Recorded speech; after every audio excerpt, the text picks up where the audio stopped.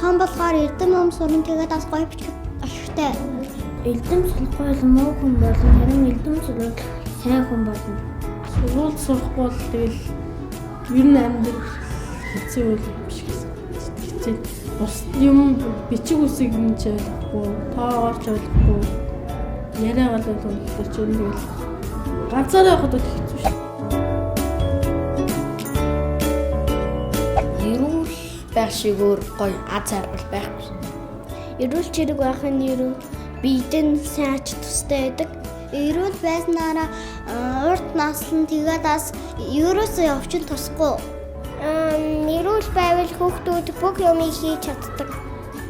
Жишээлбэл хурдан ууж тэгээд тоглоомноо тоглож тэгээд хичээлээ хийж чаддаг. Зам гарахдаа аюулгүй том хүнтэй хамт гарах. Тэгээд бас ганцаараа гараад өөр тийш эцэг эхээсээ салаад явж болохгүй. Одоо дэлгүүр гараад талгавчаад ороод ирэх хооронд нь хүүхэд нь төлөгдсөн байх.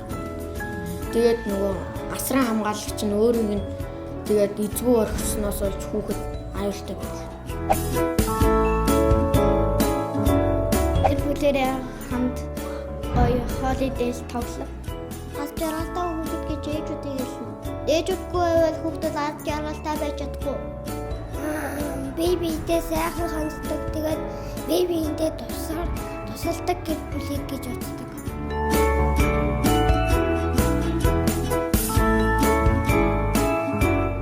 Хүүхдүүд сайн халж хандасаа гэж бодчих.